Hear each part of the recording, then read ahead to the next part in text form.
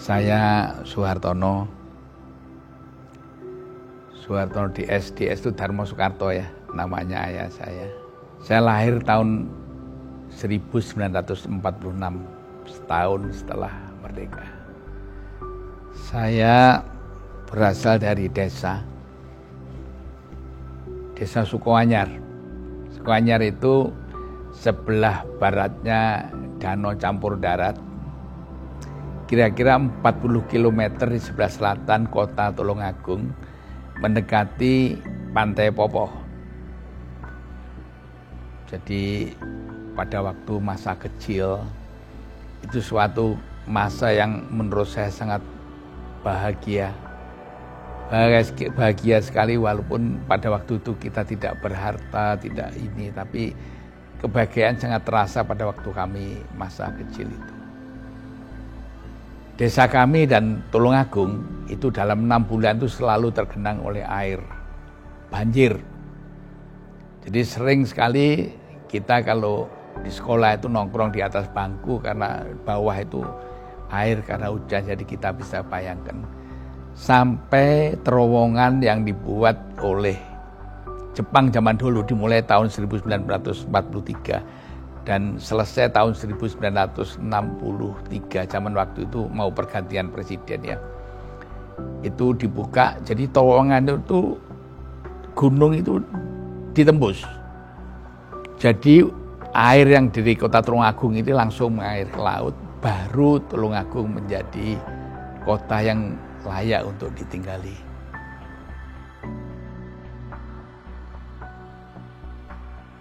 Saya sebetulnya menjadi dokter. Ini sesuatu yang mungkin berbeda dengan harapan saya sejak saya sekolah SD, SMP, SMA. Saya sejak SMP, saya ini adalah suka alam. Saya pendaki gunung, mulai SMP saya sudah sampai Gunung Kawi, Gunung Wilis, ya. Sehingga harapan saya pada waktu saya nanti dewasa punya pekerjaan, selalu yang ada hubungannya dengan hutan, selalu eksplorasi alam dan sebagainya. Sehingga waktu saya melakukan keinginan untuk sekolah, yang saya tuju adalah geologi, perminyakan, pokoknya semua yang berhubungan dengan hutan. Dan kebetulan waktu itu tesnya saya diterima di ITB di bagian geologi, Gajah Mada bagian geologi. Dan ini sangat menyenangkan. Pada waktu itu saya sangat bangga dan senang sekali karena ada kabar diterima. Saya pulang ke rumah, saya sampaikan ini kepada ibu saya, satu-satunya orang yang selalu mendukung saya. Saya sangat gembira mengatakan bahwa saya diterima di geologi. Akan tetapi ibu saya justru bermuram durja karena beliau menginginkan saya sekolah di kedokteran. Karena dokter waktu itu sangat langka. Di kota saya yang sebesar itu cuma 2 orang dan sudah sepuh-sepuh. Tapi ya alhamdulillah saya diterima di kedokteran UNER dan ujung-ujungnya ibu saya memaksa saya untuk sekolah kedokteran. Boleh kamu ke ITB Bandung tapi sekolah sendiri, cari makan sendiri, biaya sendiri. Wah, saya enggak mungkin, saya enggak pernah keluar dari kota kecil saya. Dan dengan air mata saya terpaksa berangkat ke Surabaya untuk sekolah di kedokteran. Dan pada waktu saya dulu sekolah, itu masih ada yang namanya DO ya, drop out. Pada waktu tahun pertama, itu sekitar 20% itu keluar. Tidak ada kayak sekarang, drop out itu tidak ada. Kalau masuk ke kedokteran ya lulus sampai pasti jadi dokter. Dan pada tahun pertama itu harapan saya dikeluarkan. Sehingga saya tidak pernah punya catatan itu yang rapi sekali, tidak masuk pun juga kadang-kadang bolos. Tapi tidak tahu karena Tuhan menghendaki saya untuk jadi dokter, saya justru naik kelas pada waktu itu, jadi amat langka.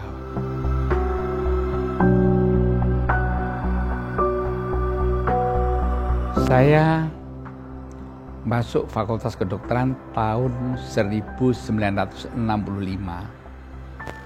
Pada waktu itu G30S. Saya masih ingat persis pada waktu kami ada peloncoan. Jadi waktu itu masih namanya peloncoan ya, bukan pembinaan tapi peloncoan. Betul-betul di pelonco waktu itu. Kami berbaris, kemudian teriak semua orang kudeta.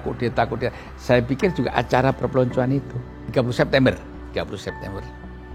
Tahun 66 tidak ada penerimaan, baru tahun 67 ada penerimaan. Lah, sekolah ini yang juga kenangan luar biasa. Saya ini sekolah dulu, terus terang aja saya bukan dari keluarga yang berada.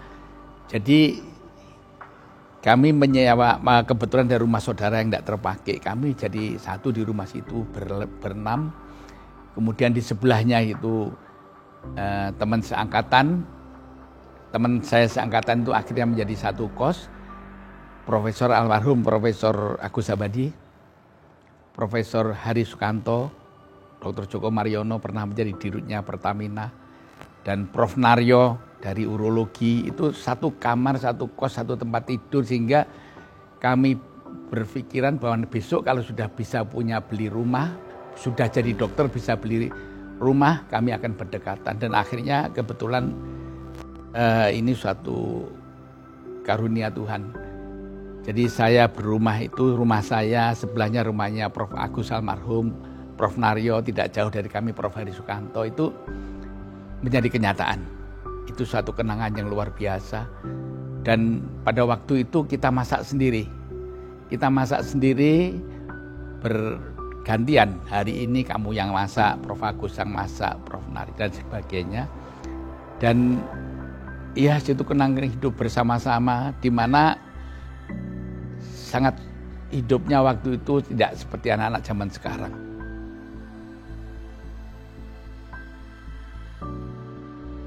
Dahulu kita tuh satu angkatan itu sekitar 150-an. Itu satu dengan yang lain sangat amat mengenal dengan seperti saudara, dan kita sangat menghormati kakak kelas kita. Kalau kita di preklinik, kemudian ada kakak kita dari klinik, dari rumah sakit yang Clark tuh datang ke tempat kita, kita hormat, kita setengah mati. Satu persatu hampir kita kenal semua. Tapi zaman sekarang dengan teman seangkatan aja tidak begitu mengenal, apalagi dengan kakak kelas. Jadi kami sangat menghormat kakak-kakak kelas kita, dan apalagi dengan guru ya. Sekarang tuh rasanya saya lewat sekarang ini masuk ke Fakultas Kedokteran sudah bukan seperti zaman dulu. Zaman dulu kalau ya senior kita masuk ke kampus itu kita mesti menghormat betul dengan baik. Sekarang ini rasa hormat, rasa sayang, ketemu antar teman itu sudah tidak ada lagi. Tidak tahu karena situasi zaman kemajuan zaman sekarang atau gimana, tapi itu saya sangat menyayangkan. Kenapa hubungan antar teman, hubungan dengan atasan senior itu sangat baik. Sehingga sampai sekarang pun angkatan-angkatan kita kalau beralumni, ada senior-senior kita, termasuk Prof. Darso, kita punya satu kelompok alumni di mana sampai sekarang sampai terkumpul dengan banyak ya, Prof. Dikman segala macam itu, karena keeratan kita zaman dulu. Sekarang ini rasanya sudah tidak begitu erat seperti zaman dulu kala.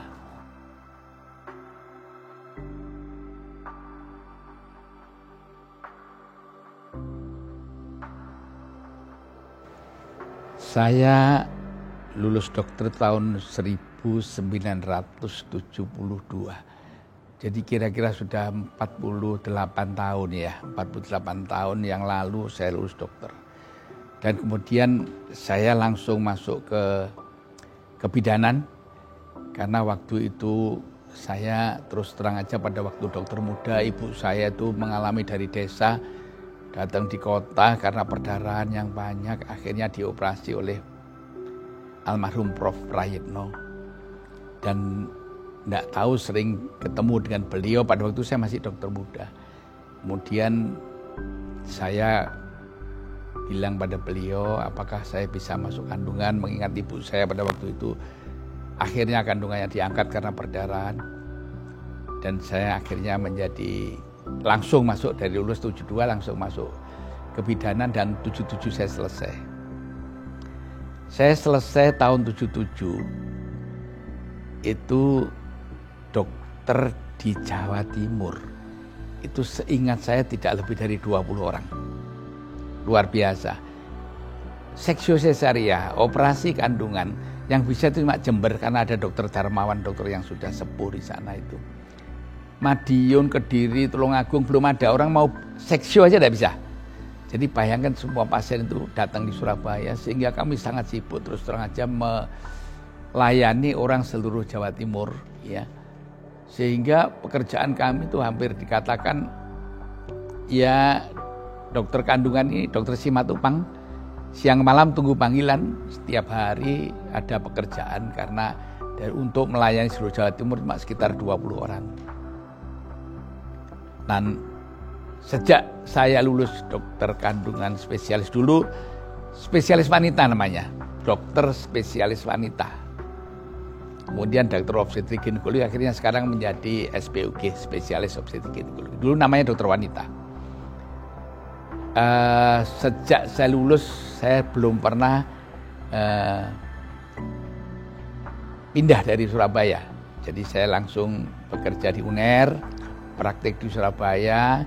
Hanya pada waktu saya asisten, itu pernah dikirim untuk bekerja di Kalimantan. Tahun 72 saya di Kalimantan bersama-sama almarhum Prof. Agus dan beberapa teman Prof. Kurdi, Samsuri dan semuanya. Itu tahun 72 saya bekerja di Banjarmasin. Sejak lulus saya sudah di Surabaya, praktek di Surabaya, melayani pasien praktek privat juga Surabaya.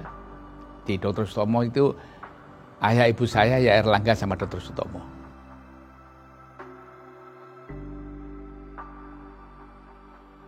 Saya berpikir memang dokter zaman dahulu, zaman saya jadi dokter, dan sekarang jauh berbeda.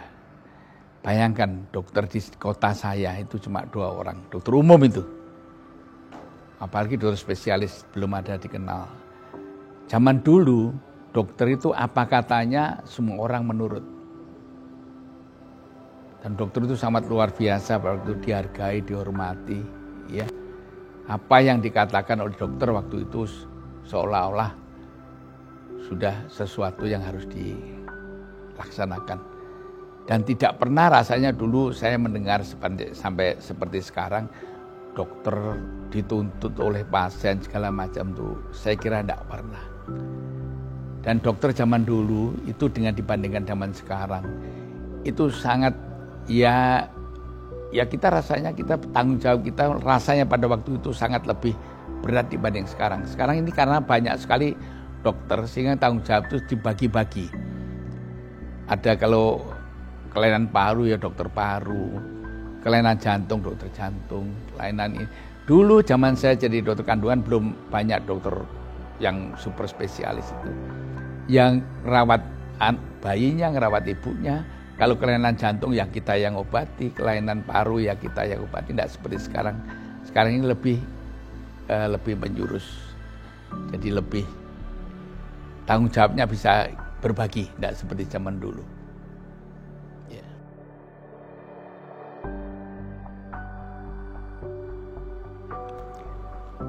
Dan setelah saya lulus dari spesialis tahun 77 itu, saya terus saja tidak pernah keluar dari Erlangga, tidak pernah keluar dari Surabaya.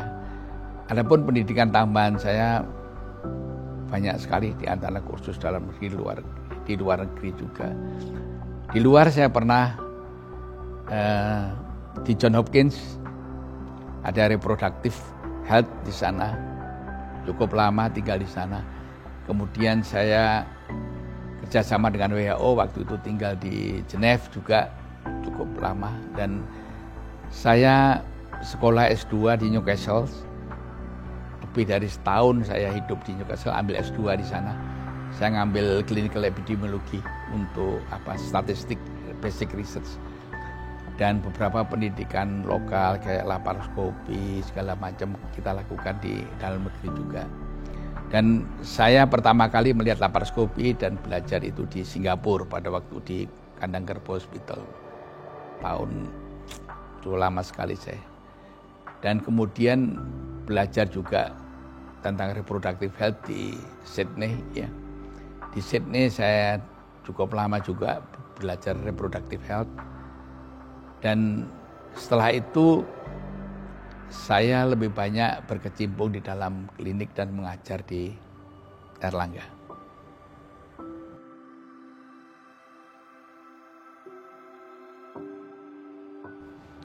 Saya sebetulnya dulu,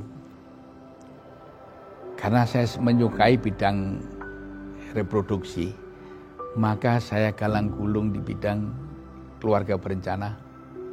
Beberapa kali saya juga mendapat penghargaan pada waktu Profesor Haryono Suyono menjadi Kepala BKKBN. Saya selalu bersama-sama dengan beliau, dengan almarhum Prof. Biran Opandi. Kalau Prof. Biran ada di Jakarta, di Surabaya saya selalu, kalau Profesor Haryono Suyono pada waktu itu Kepala BKKBN ikut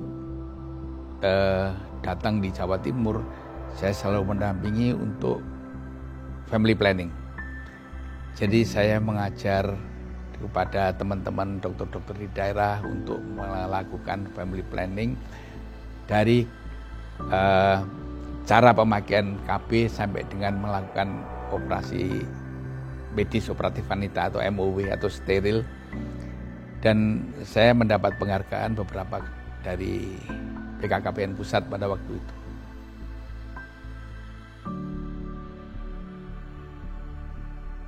Saya menjadi profesor itu sungguh bukan atau tidak pernah ada di bayangan saya sejak pada waktu kecil, pada waktu sekolah, karena saya terus terang aja dari orang tua saya adalah seorang tata usaha di bagian sekolah dasar waktu itu, sekolah SD. Ayah saya itu di tata usaha SD itu yang bagian menggaji guru dan sebagainya. Sehingga saya tidak ada bayangan sama sekali untuk jadi dokter aja, saya tidak ada bayangan. Ya, semua itu yang ngatur yang di atas. Apalagi saya sampai mencapai kedudukan seperti sekarang ini, suatu yang luar biasa, di luar kehendak saya, di luar ini, dan memang semua itu kehendak dari yang di atas. Ya, saya tidak mengira. Dan ini merupakan suatu kebanggaan di keluarga kami.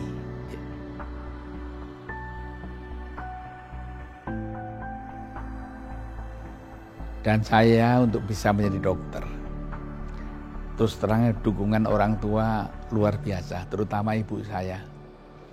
Dulu pada waktu kita di Tulungagung, dokter itu cuma 2. Jadi namanya dokter itu tempatnya sangat di atas. Ya, semua hormat, semua ini seolah-olah dewa lah zaman itu.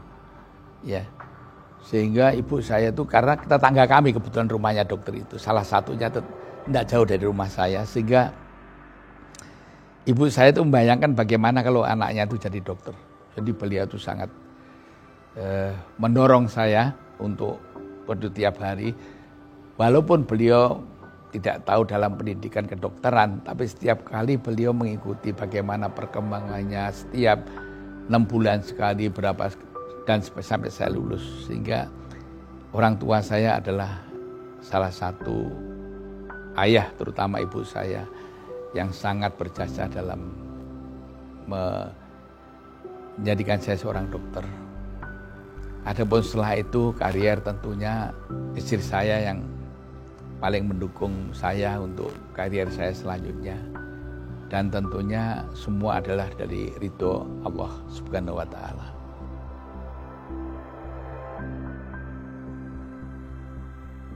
Dari apa yang telah saya kemukakan dan pengalaman saya selama 48 tahun jadi dokter ini, memang dokter dulu dan sekarang ini sangat berbeda.